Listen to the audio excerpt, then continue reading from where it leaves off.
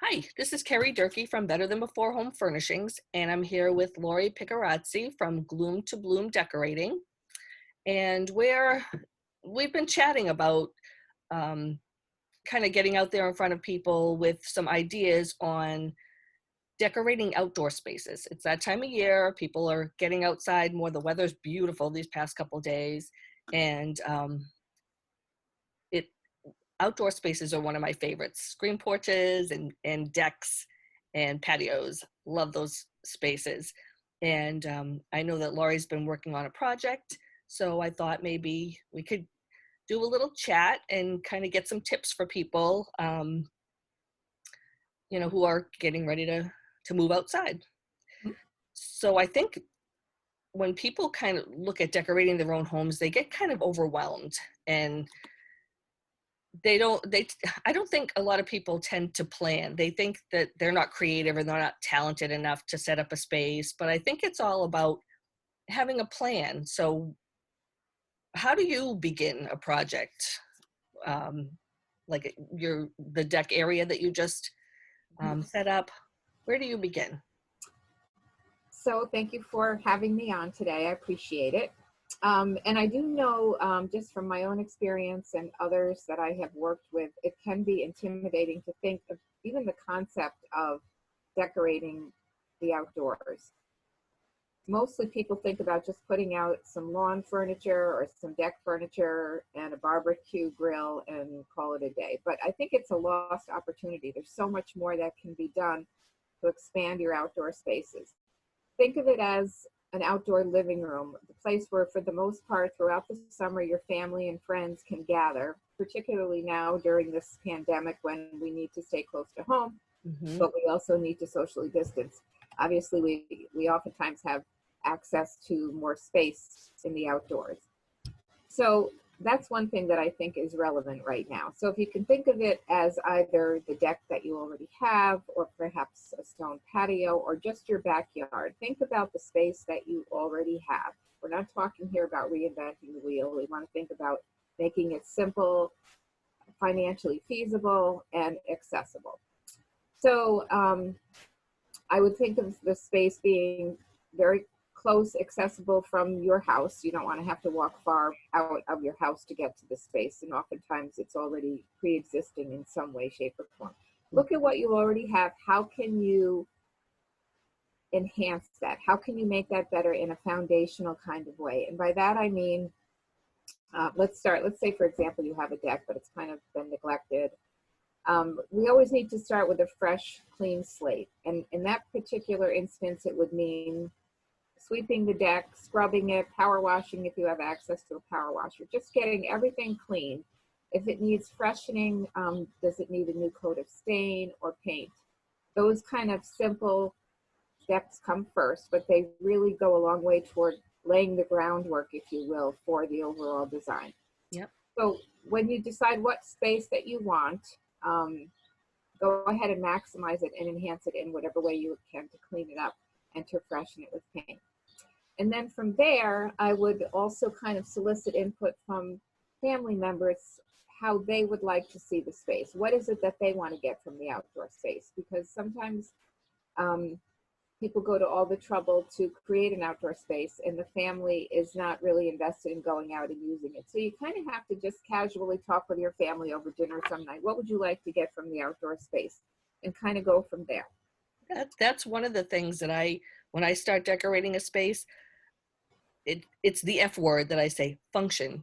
How is it going to function? Who's going to use it, and how will they use it? So that's huge. It's critical, and it's often overlooked because sometimes as a designer or head of household or someone that's really the one who will end up doing the work, they don't necessarily consider that preliminary piece. And it's a great way to get buy-in, not only to know that there will be people ultimately using this space, but also maybe they want to be part of creating it. And that if they have an investment in that, I think they're more apt to enjoy it. True. So it's an important piece to consider. From there, I think it's important to think about this physical space itself, to have somewhat of a plan Do you have the luxury in your space of having not only a seating area, but also a dining area? Maybe an area to set up a little bit of a bench or buffet table. So space will dictate a lot of that, but think of it in terms of zones, because that also breaks the project down and it's a little less intimidating. It also goes a long way toward utilizing the space more efficiently and having, as you were just saying, a proper function to it. Yep. So think about that. And in order to take this in manageable bites, let's say you do have a seating area in addition to a dining area. Think about what kind of seating you would like for that. Do you want a couple of cozy deck chairs, some weather-resistant rattan chairs with cushions, with a little coffee table? What would you like in that little seating area? Mm-hmm. And then I would focus on that and go through gradually and make your list of how you would divide up the spaces or the zones of your space. And then before you start shopping, we're still in the planning stages now because people often just get the nuance of an idea and they run out and want to fill it with They're stuff. anxious. Yeah. Yes, which is understandable, but it's often a waste of money. And sometimes we buy too much. Sometimes one space doesn't relate to the other. So kind of resist that temptation to just run out and buy something. Yeah, you can waste a lot of money and a lot of time returning things. Right. And then you're disappointed, you're defeated, and you kind of just let it be and not even finish the project. So if we want success here, like anything else, you do need to approach it with a plan. Mm-hmm. So, in having said that, an integral part of the planning process, and this is kind of the fun part, so try not to be overwhelmed by it, but it is also to think about the color story. Mm-hmm. This is an opportunity to get fun, and I would encourage you, again, in order for that to be in manageable bites, it's really important that we have visual cohesion. So I would encourage you to think about your 3 favorite colors, no more than 3. Mm-hmm. And it can get really a little too crazy, but in terms of the primary color story, 3 colors. One of those 3 colors should show up somewhat dominantly in the space. By that I mean bigger spaces should incorporate the color, or it should repeat itself more than the other colors. So, and then there's just so many opportunities for that to happen, whether it's in an area rug, an outdoor area rug that come a long way with that technology. Yes. Very weather resistant and so much to choose from. There is an endless online source for Mm-hmm. area rugs, which I would encourage you to explore. Also, Home Depot, Lowe's, they have a great selection. They do, yeah.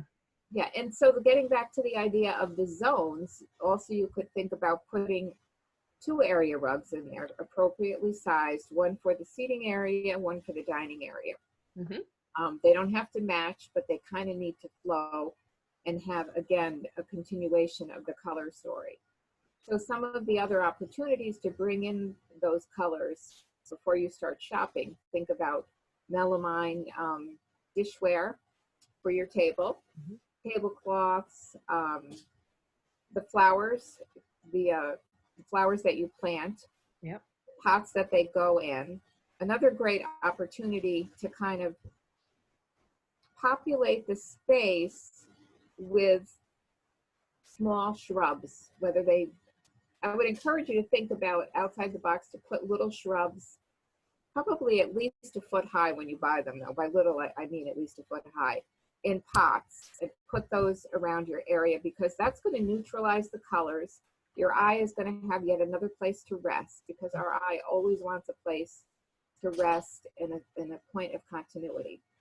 So you don't want a cacophony of so many things going on, but the point of just shrubs, non-flowering shrubs, is that it does create a calming influence for the flowers and for the other colors.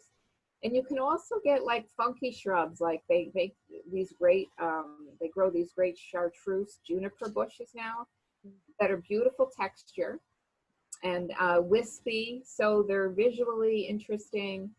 And it's a different shade of green, but green nonetheless. So the more green spaces you can create, mm-hmm. the happier your eye will be.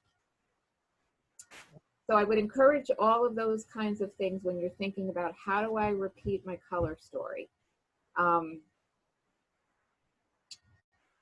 and just get creative and fun with it. Other opportunities are patio umbrellas, um, Cushion. cloth, yeah, cushions, definitely cushions on your chairs, cloth Yeah. napkins if you're having an elegant dinner party. Hmm. Just think all of those ways. How can I repeat this? And to whatever degree, I mean, some people love bright colors, so bring it on if that's what you love. Some people love serenity, so more tone on tone colors would be appropriate, but just have fun with it. Yeah. I tend to go more neutral in my house, but outside I love the bright colors, reds and yellows, and Yes. yeah, I love red and yellow together, Yep. like that deep, deep red. Yeah. I agree. It's beautiful. And it attracts the birds. Oh, it does? Yeah. Oh, Yes. They even love bright better. colors. Mhm. And I know you and I both, the whole foundation of my business is built on upcycling and recycling. Um, and I'm always looking for bargains or different ways. Do you have any tips on budget friendly kind of ways to decorate? Yes.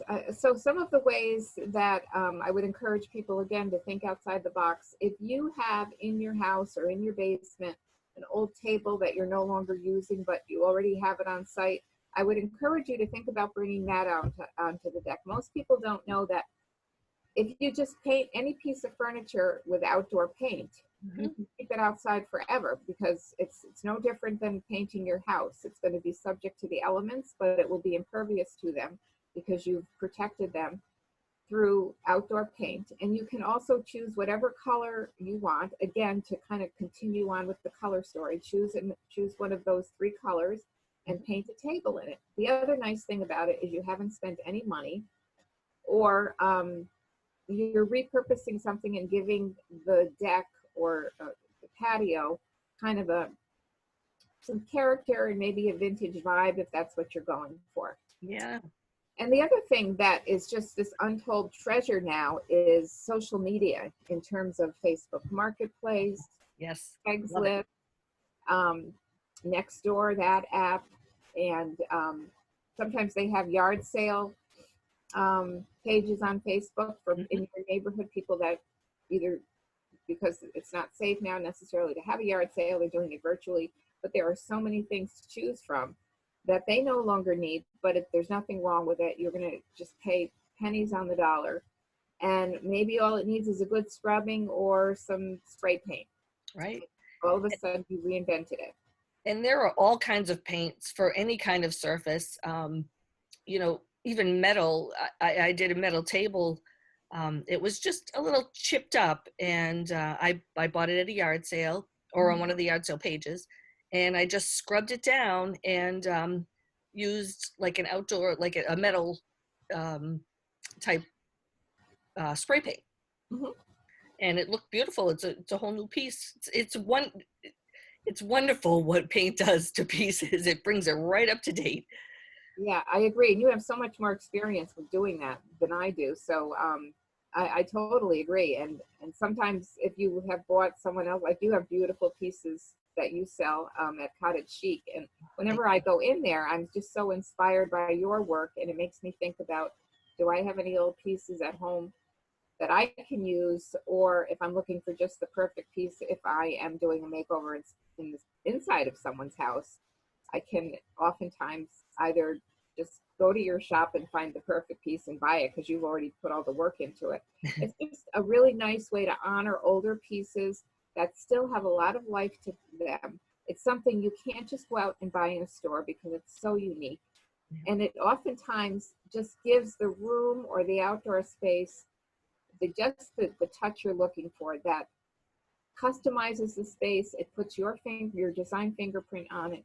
And it's not going to look when you're done like any other space that anyone else has. So I really love the idea of thinking about turning old back into new for either indoor or outdoor spaces. Yes, and a lot of the older pieces are made so well, they last for generations. We do. So yeah, Yes. I hear all the time at the shop how people have pieces that they can't use, and they've offered them to their grown children for their own spaces, and the kids don't want them. No, it's so sad. And when I think of what will replace what we now have as as well-made craftsman furniture. Yep. A lot of people don't have an appreciation for it, but if you don't like what it looks like in its original form, how can it be spruced up? Hire someone like Kerri to go ahead and refinish it for you in a style that would work well with your home. Right. Yep. And I think that's a great idea, is just bringing it to your outdoors. You know, if all of us probably have pieces of furniture in our attics or in our basements that have just been put away and we don't think that we're going to use them, or they're just being Oh, stored. Yeah, go through, shop your house. I always tell people, yes, shop your house for sure. first. It's fun and it's affordable, and it gets the creative juices flowing. And at the end of the day, you look at it and you're so proud of it, and everybody starts then thinking, do I have something similar at home that I can reinvent? Right. Yeah, there is a great sense of pride when you Yes, finish a project on your own. Yep. so true. Yeah. Yeah, so those are some great tips. Is there anything else that we haven't touched on? I can't think of anything, but No, just I guess my overarching message would just be to have fun with it, and just have fun with it. It doesn't have to be perfect. It just has to reflect your taste and your family's desires, and you'll feel really excited about doing it in the process, and you will be so proud of the outcome. yep, I agree. So if anybody that's watching doesn't really have the desire to do it themselves and want to hire you for either the indoors or outdoors, how can they reach you? Well, I am the owner and decorator of Gloom To Bloom Decorating. My telephone number is 603-770-7839. If you'd like to reach out to me, we can schedule a consultation on site um, with social distancing and masks and everything appropriate to the environment. Or you can visit my website at gloomtobloomdecor.com, and you can get a sense of my work through my portfolio and my philosophy and my approach to my work. And client testimonials are also on there. So feel free to reach out through that. There's also a portal within my website that you can communicate with me if you wanted to schedule an appointment. I also have a Facebook page, Gloom To Bloom Decorating. Excellent. I appreciate you taking the time to meet with me today, Kerri. It's been great. Yeah, it's fun. It is fun. Thank you. Thank you.